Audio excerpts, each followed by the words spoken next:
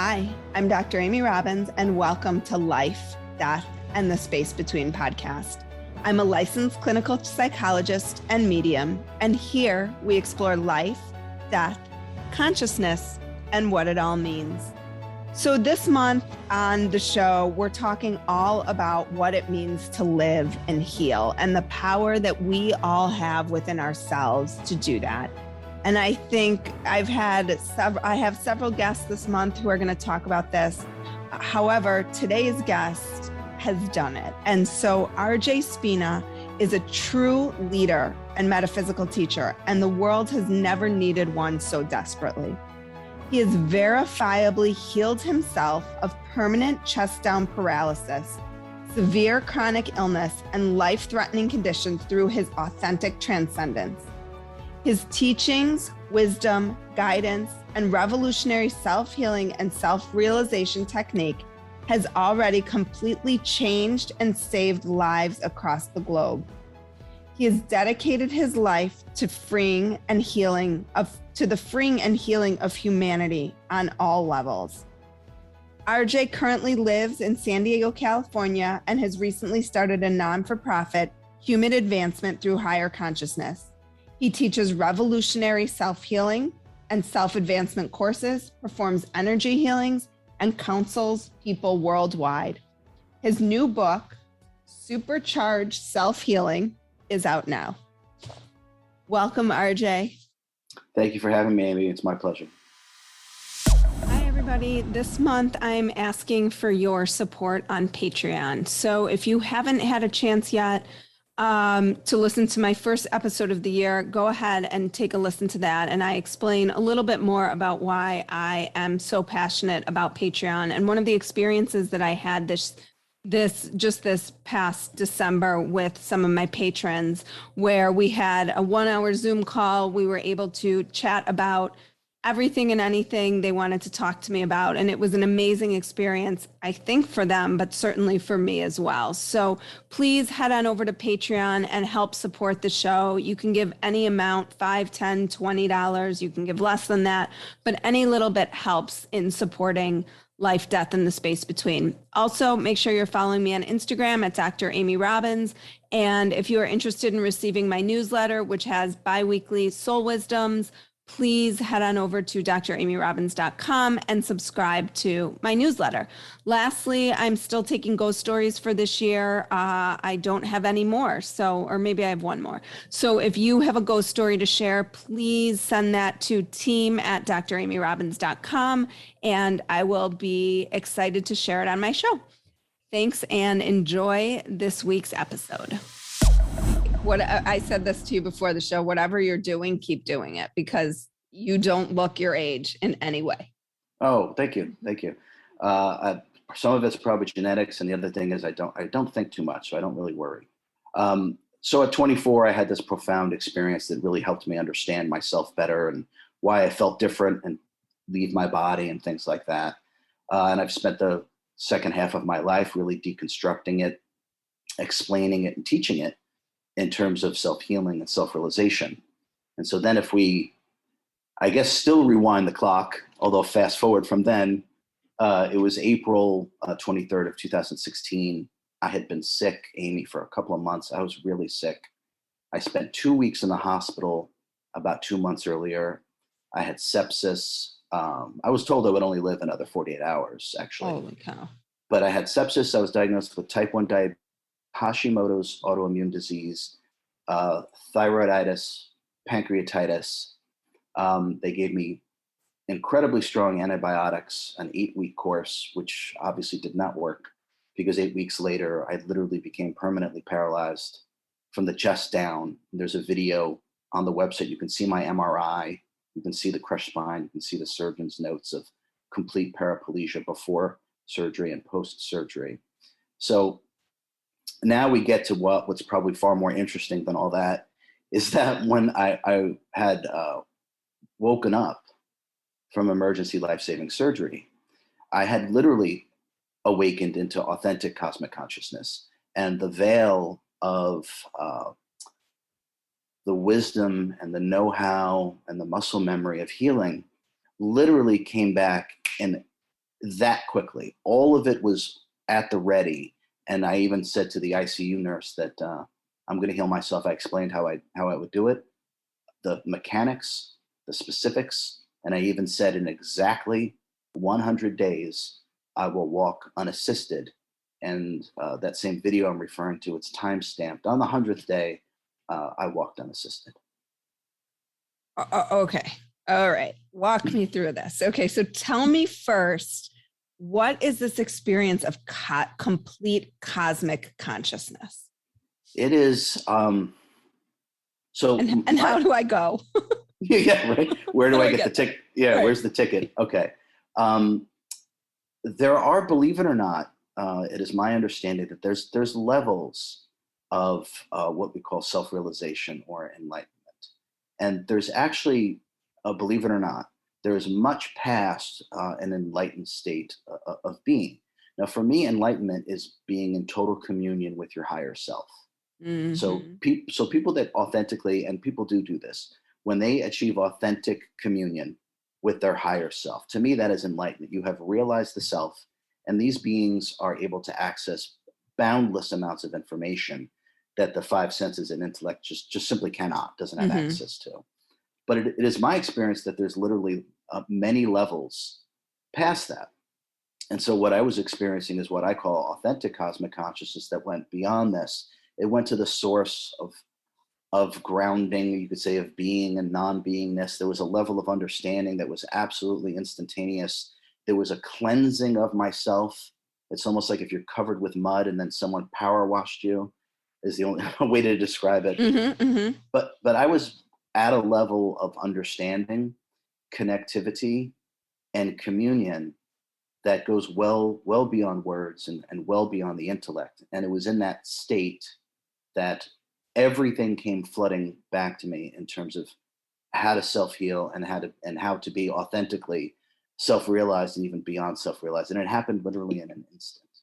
But it was not a near-death experience, or would you say it was? Because it sounds similar to how people describe their near-death experiences. Yeah, this was not, because as a kid, I would always, as we were just talking about, I would always leave my body. Now, for most of us, and even near-death experiences, it's my understanding that we don't go much beyond the fourth, fifth, sixth, or seventh frequency, or what we call, and people call those dimensions, but they're frequencies.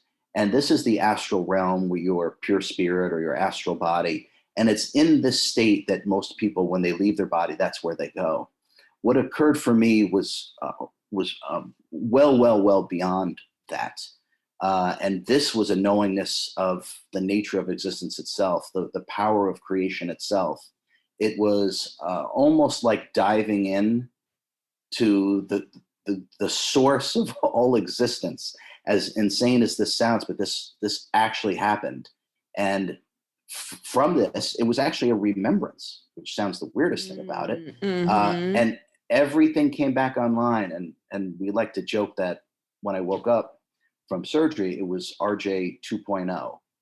So it was almost like every part of me had been enhanced in terms of my connectivity, my receptivity, from maybe like clairsentience, clairvoyance, claircognizance perspective. It was a totally different reworking of everything. I was fully and totally online. And so how did the healing process work for you? In the book, Amy, there were 7 steps. Okay. You want to dig into those? We can talk. We could talk about anything in terms of those things, but there were 7 things that I found myself just doing. And so those became the 7 steps of I call it the ascend the frequencies, because you do have to go into your higher consciousness, the ascend the frequencies healing technique. So essentially those exercises and protocols based upon these new understandings, if we simply put, if we have new understandings, different understandings, and we do different things, we get different results. And so I was working with a completely different set of consciousness. I did completely different things, and I got completely different results. And these are the exact same teachings that I've helped countless people everywhere who could not get better, chronic illness, had it for 10 years, 20 years, severe pain. I mean, you name it. It doesn't really matter what it is, because when you work with your higher consciousness directly, this is an unlimited and divine state. Right. And so the potential is endless. It's literally, we now start to touch what we really are, which is unlimited and divine. And these exercises and protocols allow you to reconnect with what you really are. And by being able to do that, I like to say it's only the truth that heals. So when you work with the truth of yourself, the bodily conditions, and we're not the body, the bodily conditions, I don't want to say they repair themselves because it's not quite accurate, but when you are working at such a high state and you are vibrating at such a high state, disharmony cannot exist in a high frequency environment. And that's sort of one way to understand it. Okay, so let's walk through these. Can you walk us through the steps and how you sort of applied them to you so people can see this is what this looks like in sort of real time? Does that make sense? Sure. Yeah. Let's go over some of them. The one thing that I spend a good deal of time in the book is the beginning part, and I call it the ego mind identity. Yes. Okay. This is probably the single most important teaching in this book, because the book lays out how the ego mind identity is formed, how it actually works. And I explain in detail how the ego mind identity is responsible for all ill health. This is something I don't think humanity quite understands yet. So all disharmony comes from disharmonious thought patterns. Okay. So think about being in a meditative state. There's no disharmony. There's no thinking. If you can get there. Right. Right. and by the way, we'll do what I call a magic trick. So we can all experience that instantaneously. Okay. But when we're in this state of total connection to the self, and then for the connectivity and communion to existence itself, which is what the consciousness will unfold into if you let it, if you don't start thinking. So it's the repetitious pattern of thinking and emoting and doing based upon identifications that are outside of the self. So this belief, this concept, that concept, none of that. And are usually programmed from really early on. You got it, 100%. So once we start to really understand that on a deep, deep level, and then we detach from that, now this momentum of disharmony that we're running based upon our egoic mind stops. Okay. So the first thing that happens is the energetic disharmony, the momentum of it ceases. Now, once that ceases, now we can actually do some repair and healing. And so that's why the beginning of the book is all about the ego mind identity, to understand it and how to halt it, stop it in its tracks so we don't continue to get worse. And then once we've stopped it, now we can actually do something to repair and heal. And so, okay, so the first thing you say is assess your true essence. Is this separate from ego mind identity, right? You first have to identify the ego piece that's driving it to separate yourself from your true essence. You got it. Okay. Absolutely. If we're thinking, that's not you. The simplest, that is your conditioned mind. That is your programming. That is societal pressures. However you want to say it, it doesn't matter. That's actually not you. That's you reacting and trying to live up to something.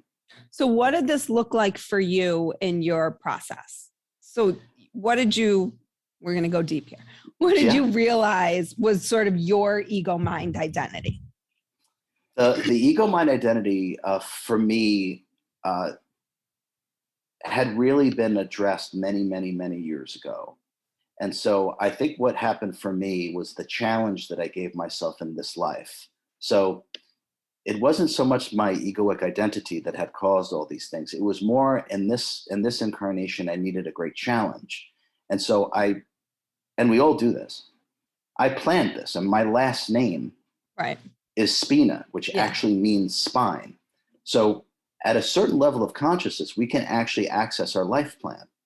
And so I am well aware that I gave myself this challenge, and I'm well aware that I gave myself this challenge so I could prove to myself, yet again, and to prove to others that we can put ourselves back together, and then to provide the step-by-step protocols and understandings as so we have the ability to do this. So it wasn't a near-death experience for me, because when I left my body during the emergency surgery, it was now everything came online. I was like, okay, this is the challenge that I've been waiting for in this incarnation. This is it. So for you, it wasn't ego in this life. It was past life, maybe karma or karma that you were working out. Yeah, I would say it was from that perspective, I would say I was working out the karma or dharma that's encased within the genetic entity or physical vehicle. So okay. Genetics and hereditary traits contain all the thought programs, all the emotions, all the societal programming of every soul that ever incarnated within that lineage. And so that's really what genetics are. And so the body that I chose for this incarnation had certain things that it was prone to: type 1 diabetes, hypothyroidism, all these kind of things. Mm-hmm. And so it was also prone to getting so sick through the sepsis that paralysis would occur, which I knew because my last name is Spina. So as crazy as all this sounds, this is all planned, and we all do this. I'm just able to access it. So you got in touch with your true essence. Yes. Which is? So that is the state of non-thought, non-emotion, and non-attachment to the body. Okay. So one way to look at it is the self must already be present for an experience to even occur. So can you define self? Because you do a really nice job defining these different, I don't know what they would be called, vocab words. These different concepts. That's what I'm looking for. Yeah, there is some new words because it's a deeper, more holistic understanding of things. So the self, okay, or what's been referred to as the self. People have called this the soul. So, and now I think we have a much better definition. So the you self, differentiate the two. Yeah, they're not the same. So previously, the spirit inside, so to speak, was always called the soul. Okay, and for all intents and purposes, you can call it that, but the soul is two very specific things that I don't think we've understood previously. Okay, so Amy, what we really are, the self, is what I call sentience. And you can think of sentience as divine intelligence. Mm-hmm. Now that divine intelligence, this is the direct fractal of God. What that actually is our level or depth or amount of love and wisdom. And our talents and abilities are subsets of this love and wisdom. Now that is what we actually are. And I call that divine intelligence or sentience or the self. That's what we really are. Now, previously, this was called the soul. But the soul actually is two things. It's the sentience, which is what we really are. And then we're given energy. This is the energy that we use to think, to emote, and to animate the body, essentially to create. So we are an immortal creator being as a fractal of God, and we are given a complement or an amount of energy to create. So these are two very separate things. And in the past, they were locked together as one thing and called the soul. And the reason why, Amy, this is important is because we have to cease identifying with our creations. So think about when we think, we identify with our thoughts. Or think about when we emote, we identify with the emotions. Or when we animate the body, we identify with the body's experiences. Now with this new understanding that we are sentience, given energy to create, we are not what we create. This affords us more detachment. And through this detachment comes greater clarity. And with this greater clarity gives us access to more power to do things that are more befitting of an immortal creator being. As you're speaking, all I'm thinking is it feels like the words that are coming through you are not of you. I don't know how, does that make sense? It makes perfect sense. And so if one way we can look at it, if you like, we can think of me as in a perpetual state of channeling. So that's what it feels like. It might be easier to understand it that way. Yeah. Now the truth of the matter is I'm not channeling, but it certainly appears that way. Right. But I am so deeply connected on a level that is very unusual. And the consciousness that makes up RJ, frankly, is also quite unusual. So what you're able to pick up on and hear and what it sounds like, it seems like it's channeling. And from a human perspective, it will certainly seem like channeling. And we can think of it that way because it But doesn't really matter. I guess it's really being completely connected to source, right? And so the cognizance is clear. It's just there. Yes. It's not channeling, because you don't need to channel an external entity because it is you and you are it. That's exactly right. That's exactly right. At a certain level of, we can call it liberation, if you like. And then also at a certain level of a soul's evolution, are we able to operate it this way? So it's a combination. As we're involved in the evolutionary cycle, the consciousness, or the sentience, as I spoke about before, continues to deepen. Our reservoir of wisdom and love continues to accrue and deepen. And at a certain point, that consciousness or sentience no longer needs to incarnate into the lower frequencies of the physical universe, because there's nothing really left for that individualized unit of consciousness to learn or understand that's afforded through the experiences of so-called being human. So once we've reached this level of evolution, and then we combine this level of evolution with the complete liberation and detachment from the human condition, you combine these two things, and then what we have is what we could call maybe a pure God consciousness. I don't know what I'm feeling right now. My heart is racing like it's so intense right now. It's like I get it on a whole other level. Yeah, and just so you know, this is quite normal. So without me being too specific, you can just think of it as it's always warmest next to the fire. And so what you're feeling is truly a very different vibration, a very unique vibration, especially for being here incarnate in the lower frequencies. And so just allow this knowingness to permeate you as it is, and let it raise your frequency, because as that happens, you leave behind all the frailties of the human condition and you start to align yourself with really what you are. Wow. I mean, I feel like I could cry. Like it is that powerful sitting here with you on camera, which seems, probably for the people listening, maybe you all can feel it too. I hope you can, because it's remarkable. Yeah, this tangible effect is quite normal. So there's nothing to worry about. Oh no, I'm not like the tears are like tears of like joy almost. Yeah. Like holy cow. You're giving yourself. Another way we could say it is that I'm simply a reflection of your own self-realization. And so you're experiencing the depth of your own divinity, your own purity, your own immortality, your own beauty.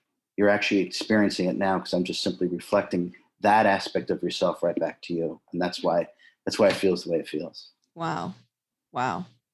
Okay. We'll shift back into the thinking piece of the programming. So you have assessing your true essence, knowing what you are going to achieve. So what does that mean? So for you, it was, I'm going to heal myself from this. Correct. Yeah, this is very important. And real spiritual wisdom should be applicable from moment to moment in our daily life. Okay, and this is part of the new paradigm and the works that I'll release as RJ, is that these teachings in this book are about self-healing. They're also about self-realization, but they're literally about how to live your life day to day. I work with tons of people that don't come to me because they have cancer or they're paralyzed or because they want to, sit with the master. And they literally are trying to navigate their life better. So these teachings allow you to navigate your life in a way that people don't quite understand how to do. And so that about knowing specifically what you want to achieve. Okay, this is very important. So if someone comes to me and says, RJ, just as an example, RJ, I want to feel better. I would say, no, tell me more. That's not specific enough. In what way do you want to feel better? What is it? What is the obstacle specifically that's in the way? And what is it that you want to achieve specifically?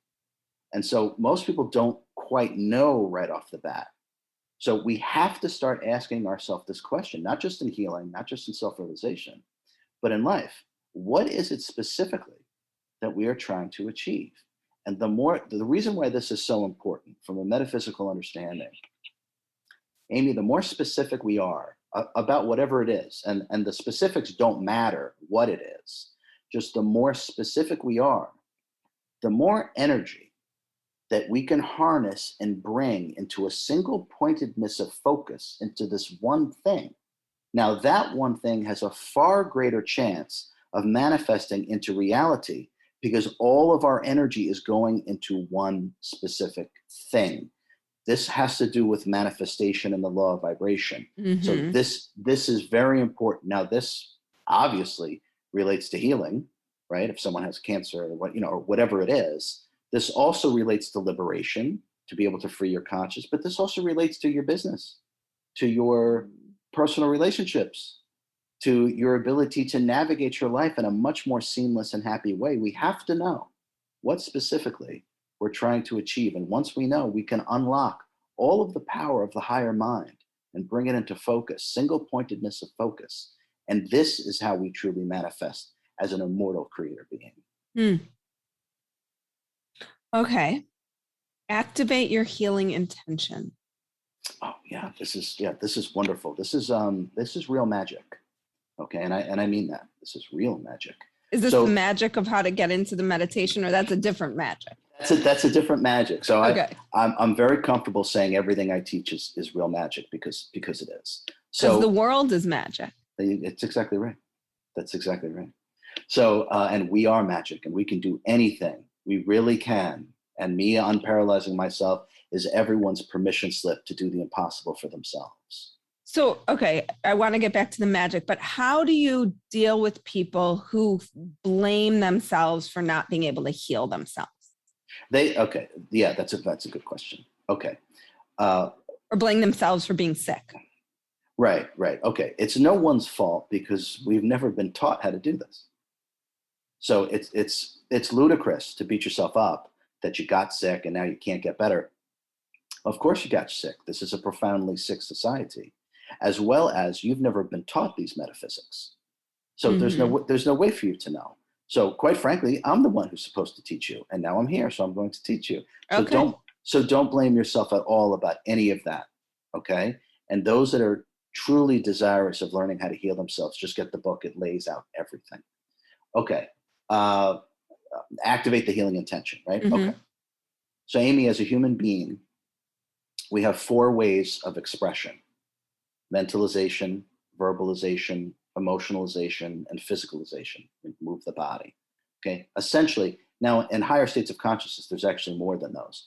But for a human being, these are the 4 rudimentary expressions. Okay. So to activate your full healing intention, that's very simple. All we do is we combine all 4 of those things and we unify them. They become one thing, and then you merge with that one thing. And then there's no separation between those 4 expressions in you. This is also the magic of how to manifest. And you could think of it as doing a magic spell, because it's a lot like that. So we have to have a visualization of, I'll just speak about myself or what I did. So I had a visualization of myself of what it was like when I wasn't paralyzed, right? So the image that I had was me running, because I used to like to run. Okay. So I gave myself this mental image of me running. Okay, that's number 1. Then I added to that, I remembered what it felt like. I tangibly remembered. You can think of it as muscle memory if you want. I tangibly remembered what it felt like to run. The muscles in my legs, the pounding, the blood rushing. So I can't, because that's a muscle memory that is within us, right? So I put the image, then I tangibly remembered. I imagined what it felt like once again to remember that. Then I gave myself a command. So I used my verbalization. So I gave myself a specific command, and there's commands in the book that people can use if they're not sure what to say. So I gave myself a command, and part of my command was something along the lines of, I bring the life force energy back into my spine and legs now. Okay, so now I have an image. Now I have the feeling inside me. Now I'm commanding it to happen. And then at the time, clearly I was paralyzed, so I couldn't actually move my legs in any way. But what I did do, I had the physical therapists and the nurses, they would, move my legs back and forth, lift my knees up to my chest, et cetera, because I couldn't do it. And so as they're doing that, right? I would have the visualization. I was remembering tangibly what it felt like, and I was verbalizing it. I was commanding it, and they were moving my body at the same time. This works like real magic because it is real magic. If you give yourself over to these exercises and these techniques, there is literally nothing that we can't do. Nothing, because now we're working with the unlimited higher mind. And that's the key to everything. The unlimited higher mind transcends the lower consciousness, which is what we experience when we're incarnated. So when you're doing this, is that step 4, which is commanding creator consciousness? Commanding creator consciousness is a very specific meditation. Okay. So that's a different step. There's 7 steps, and you can think of that commanding creator consciousness. It's a meditation that human beings are not familiar with how to do this. So we use our energy to actually raise our frequency, and we're not taught how to do this. Mostly, we just kind of sit and try not to think. That's meditation. Okay. So think about using all this energy that we use to think and emote and animate our body. Imagine if there was a way, and there is, it's in the book, that we could actually take that energy and almost use it like rocket fuel to actually accelerate and make our consciousness go up, up, up, up, up, up, up, up in frequency. So that's actually what that meditation does. It teaches you how to leave the lower frequency realms and even the astral realms and go way past this. Now, once you reach a certain level of consciousness, think of that as the higher consciousness is the architect of our form and the chemist of our biology. So when you reach that state, you're at the etch-a-sketch level. You're at the creator level. So once you go to the creator level, create this new version of you. Sketch out what you want that to look like. You got it. Yeah. We are this powerful. We just haven't been taught how to do this properly. So that meditation, and I actually teach that specific meditation in groups and classes, all via Zoom and stuff like that all over the world. And so people finally experience these things that they've always read about, these mystical experiences, because they're way past the lower frequencies that the physical body is attuned to. And therefore, they're able to experience and tangibly experience the things that only the higher mind and the higher consciousness could ever be able to explore. And in that state, that I call it the etch-a-sketch level, just put yourself back together as you see fit. And for me, was my spine. My spine, I mean, you can see the MRI in the video, it's destroyed. So I shouldn't be able to do this. Well, that's because we have a different understanding with different exercises, and now we get different results. It sounds a lot like Joe Dispenza's work as well. I think there's probably some similarity to there. And for me, what was most important is that I'm authentically me. Right. And so what I've done is I've provided every piece of proof possible, because I did really do this. There really is an MRI of a crushed spine. There really is the notes from my neurosurgeon saying I'm completely paralyzed. There really is time-stamped video, and you can see me unparalyzing myself. This was not linear healing. So for myself to be the authentic consciousness that I am, I needed to provide the authenticity. And I think these states of consciousness are so rare. And I think literally going from completely paralyzed to being able to jog is so rare. But I want this to be normal for people. And I promise you, about 300 years from now, these teachings and these understandings are going to be so commonplace. Everyone is going to be doing this. Everybody. And so except for now, you, because you might not need to come back and reincarnate. well, I give you my word. I'm going to keep coming back till all the work is done. So, okay, so we have 3 more quick steps. Not quick, but channel intelligent energy into the body. Oh, yes. Okay. If there's a way to have a personal favorite, which sounds funny, but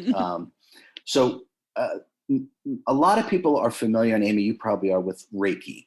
Okay, energy healing. Okay, so Reiki is wonderful. It's absolutely wonderful, and I know this. There's a gigantic Reiki tattoo on my arm. Okay, so I have a deep personal connection to the origination and conception of Reiki.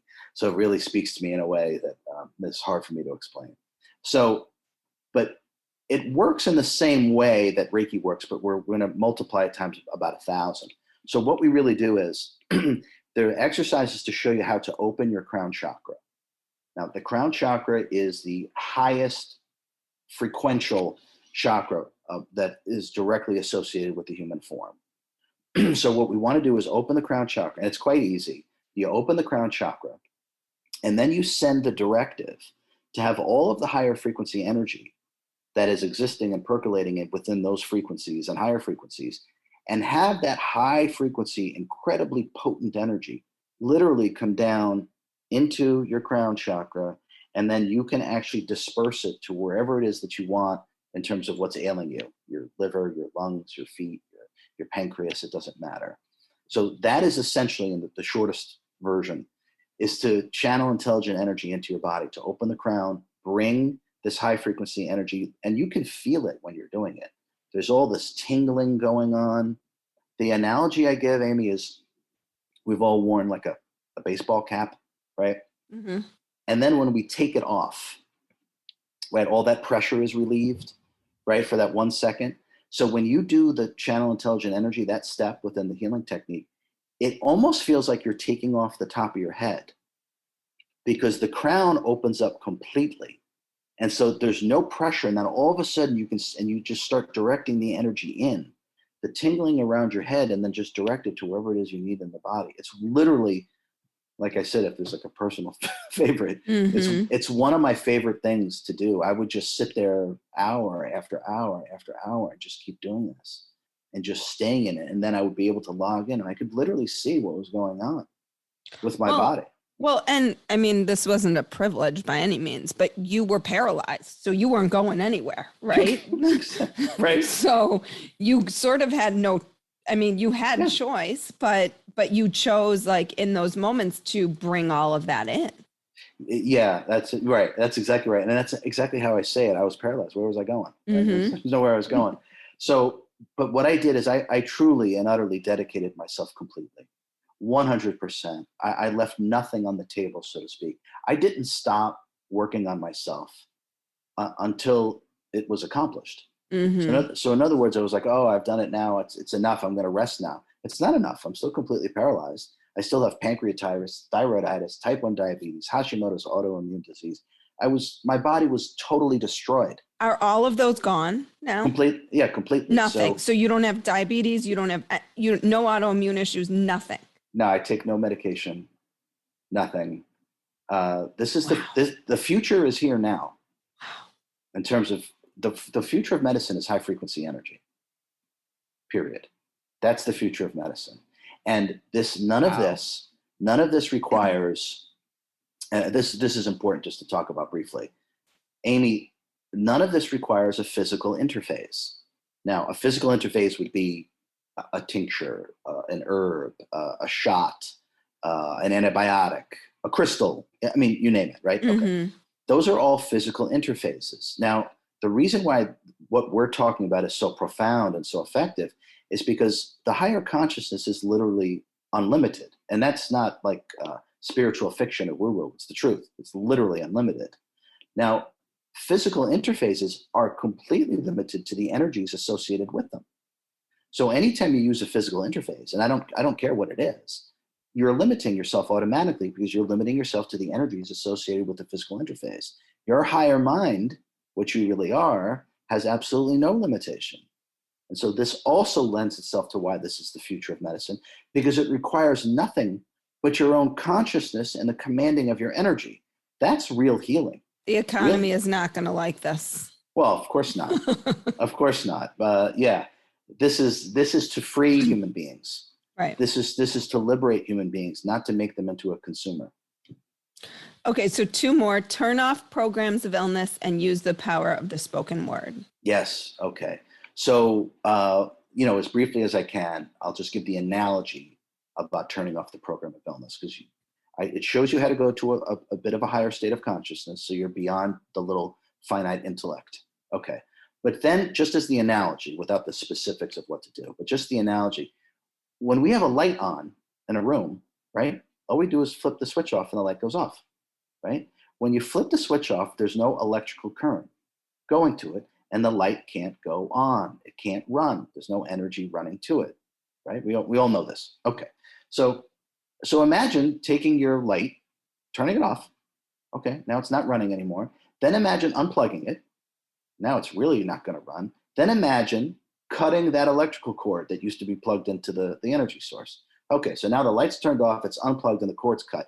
I got news for you. That light's never going to turn on again, right? It's never going back on. Okay, that step teaches you how to do the same thing for the program of illness that you're running.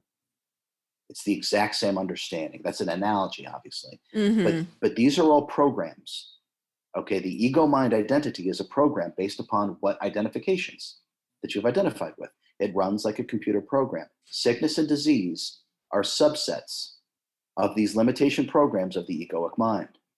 And so we can literally turn off the program of illness by cutting off the energy source, which is the egoic mind. So that's what turn off without me, because I'll start rambling for 20 minutes, trust me. That's the general understanding or analogy of turn off the program of illness. And I'm sorry, Okay. what was it? What was the other one? Amy, the last one is use the power of the spoken word. Oh, yeah. Okay. So we all know that affirmations, mantras, right? These things, they work. I mean, people have been doing them forever for a reason, because they literally do work. Right. Okay. So when a command, from my perspective, is the most powerful thing that we can do as a command. Okay. So it goes beyond mantra and it goes beyond affirmation. A command, you're literally moving the energies around to sort of obey the directive from the sentience, from the self. Okay. So the commands that we say greatly affect the energy. And that's how we actually got definitions of words. So whatever vibration was coming out, and then we would see the effect that those words had on the ether, on the energy, and based upon the effect that vibration had on the energy, that's how we derived the definition and meaning of words, was the effect that it had upon the ether. That's the actual definition. Okay, and that maybe humanity does not quite know that. Now they do. So a command. Are you an alien? No, not at all. I'm just kidding. You're not. I'm literally captivated. I'm like, holy. Yeah, it's amazing. This is a very. I hope that you didn't get offended by that. No, not at all. And I understand. I seem like an alien, but really, this is what we all are. You can, if you want, you can think of me as a finished product. Okay. Okay, as a way, right? Yeah. And RJ is not that important. It's the work that's important. Trust me. RJ is who the hell is RJ? What's important is that this work will live long beyond my physical body. So the commands, the power of the spoken word, what you say has the biggest impact on your body of energy and your physical body. And we still don't quite understand that. We understand about mantras and affirmations, yes. Commands, direct commands that are specifically and directly from the true self, from the sentience, carry such a powerful vibration that it literally alters our body of energy and our physical body. And so by using commands properly, and this is all, like I said, this is all magic. This is real magic, right? Think of Merlin doing a spell. Okay. So that's really what that is. When we learn how to command our speech properly, it completely changes the ether, literally. And what's most affected immediately by our speech is our body of energy and our physical body. So that's also something that I would do all the time, is commands, literally commands. And one of the commands that I used to say is, I am the conqueror of my mind and body. Now this, when you say these things and you really mean it, you connect with the words, you will feel so powerful. You'll feel like what you really are. Nothing can stop you. Not even paralysis. Nothing. So what did your doctors say about all of this? They, well, I haven't done anything with it because I literally don't have the time. I have about 18 hours of footage of me going back to the rehab facility where I lived, for a few months while I was still paralyzed, and just see everyone's faces, because they all knew I said I was going to walk. It's, it's, don't even think about it. Of course I'm going to walk. and then to see them and they tell a little bit of their stories or what it was like when we would interact, because they would say, RJ is so different from, he's just, as you're picking up on. The neurosurgeon, who is a fantastic neurosurgeon, he's actually really sought after. He does great work. He did great work with me. And when I woke up from surgery, he was the one that told me, he goes, you're not going to recover. No one does. No one ever recovers from this. You can't. So it's just the way it is. But hopefully you're no longer sick, and hopefully you live the rest of your life, but you'll live the rest of your life paralyzed from the chest down. It's just the way it is. Okay. Well, not true. So what happened was I went to go see him. He's a great guy. He let me interview him. Okay. So I went to go see him, and I was still using a cane at the time, but because this was only about 5 or 6 weeks after I had been discharged. But I was walking with a cane. And I went to go see him, and he saw me at the end of the hall in his office, and he was talking to 2 other surgeons, and he literally put his hand up to them and just came walking. He was so excited. And he was also in this state of like, it's almost like you saw Santa Claus. I don't know. Right. He used the word, and this is an incredibly intelligent man. He used the word ginormous 3 times because he didn't have a vocabulary to express what he was seeing. That there's no way I should be upright. There's no way I should be. He kept saying, this is ginormous that you can do this. This is ginormous. It was almost like he was like this. Mm-hmm. So they don't have a frame of reference.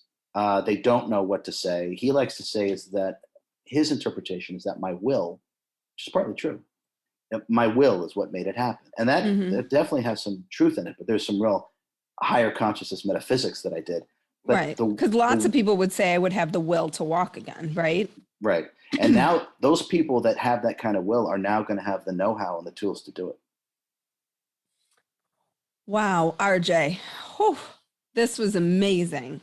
So much knowledge and wisdom just emanating out of you. If people are interested in learning about your work, where can they go? ascendthefrequencies.com is my website. If people want to work with me directly, you can book sessions. I teach advanced courses. Highly advanced courses, not like anything taught on this planet at all. And very soon, I'm going to have an online course and a mobile app that teaches everything that's in that book is going to actually now be on your phone. So I can't tell you, I've been working at this for I don't know how long, how many months, lots of time, lots of energy. I have a great team that's been helping. They've done most of the work. Actually, I just kind of ramble on and on. And they make it work. And they implement it. Yeah, they did all the work, really. I just kind of ramble. But it's going to be extraordinary. There's whiteboard animations. There's 3D modeling so people can see some of the things that I see. And I had this company in Ecuador capture some of the 3D modeling. There's 25 hours of video. This is the most complete set and understanding and teachings of self-healing and self-realization that has ever been put together. That'll probably be out just before Christmas. So I suggest people go to the website, sign up on the newsletter. I have lots of free content. Well, this will launch after Christmas, so it will be launched already. Yes, yeah, okay. It will be available. So the mobile app and the online course will be available to everybody. And I could not be more excited about it. There's no words. That people use their phone to distract themselves all day long. Now they're going to be able to use their phone to heal themselves and liberate themselves. It's amazing. Well, RJ, thank you so much for your time today. It was wonderful. I know my listeners are going to their minds are going to be blown by this discussion, just as mine has been. It's my pleasure. Thank you very much for having me. And if you ever want to talk again, we can get into more specifics. Just let me know. Okay. Thank you. Like what you heard today and want to hear more? Wondering what comes next and what it all means? Head over to Apple Podcast, Spotify, Stitcher, Google Play, or anywhere you get your podcasts and hit subscribe. Also, if you could take a minute to rate and review my podcast, I would really appreciate it. Stay tuned as we continue to explore life, death, and the space between.